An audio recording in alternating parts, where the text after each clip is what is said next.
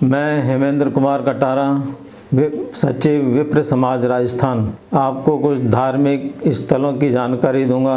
आज देखा गया कि हमारी नव पीढ़ी को धार्मिक स्थल और धार्मिक मान्यताओं की बहुत कम जानकारी है। तो आज उसके लिए मैं जिस विषय पर आपको बताने जा रहा हूँ वह मथुरा ज़िले में राधा कुंड गिरिराज जी की तलहटी में एक स्थान है।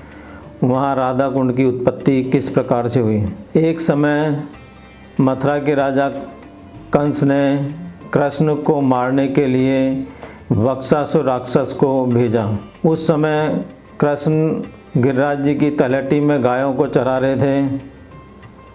वक्षासुर राक्षस ने गाय के बछड़े का रूप धारण किया और वह गायों में शामिल हो गया और गायों को मारने लगा और कृष्ण को मारने की प्रतीक्षा में था। उसी समय कृष्ण ने उसे पहचान लिया और उसकी पूंछ पकड़कर उसे ज़मीन पर मार दिया, जिससे कि उस राक्षस की मृत्यु हो गई। उसकी आवाज़ सुनकर सभी ग्वाले इकट्ठे हो गए और सभी कहने लगे कि कृष्ण, तुमने जो है गाय के बछड़े को मारा है। धीरे धीरे यह बात पूरे ब्रज क्षेत्र में फैल गई कि कृष्ण ने गाय को मार दिया।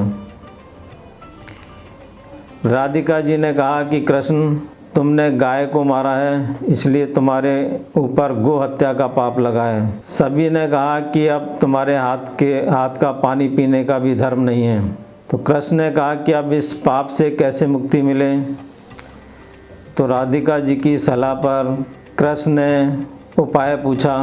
तो राधिका जी ने बताया कि एक यज्ञ किया जाए, सभी तीर्थों का जो है सभी तीर्थों पर जाकर वहाँ सभी देवताओं को आमंत्रित किया जाए और गंगा स्नान किया जाए, तब आप इस पाप से मुक्त हो सकते हैं। कृष्ण ने कहा कि यह मैं तो कर लूँगा, मेरे लिए तो संभव है, लेकिन आगे आने वाले समय में इस प्रकार की घटनाएं होती रहेंगी तो लोगों के लिए यह संभव नहीं होगा। उन्हें इसके लिए कई जन्म लेने पड़ेंगे। तो कृष्ण ने कहा कि मैं इसी स्थान पर सभी देवताओं को आमंत्रित करता हूँ और इसी स्थान पर एक यज्ञ करूँगा। सभी देवताओं को निमंत्रण भेज दिया गया।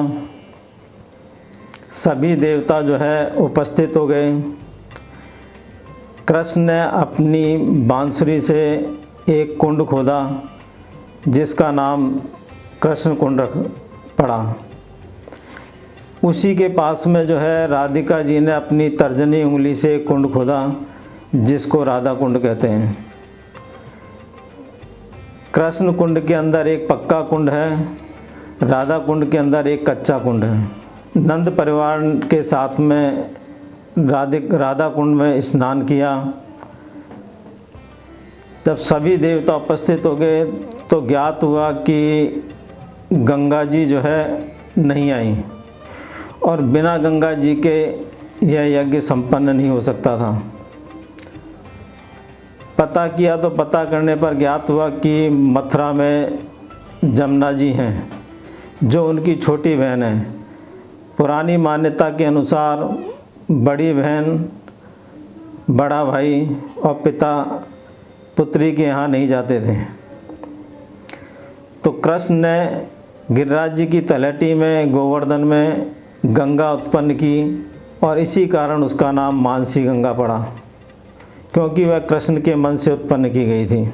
उसमें स्नान किया, यज्ञ संपन्न हुआ और इस प्रकार से कृष्ण को जो है पाप से मुक्ति मिली। यह स्नान दीपावली के पहले जो अष्टमी पड़ती है, उस अष्टमी को रात को स्नान किया गया और इसी कारण इस दिन का, जिसे हम अहोई अष्टमी कहते हैं, बहुत बड़ा महत्व है। मान्यता है कि उस दिन रात्रि को राधा कुंड में स्नान करके पूजा अर्चना करने से संतान की प्राप्ति होती है। राधा कुंड में स्नान करके पूजा करने का फल 1000 अश्वमेध यज्ञों से भी अधिक माना गया है। और इस प्रकार राधा कुंड, कृष्ण कुंड और मानसी गंगा की उत्पत्ति हुई।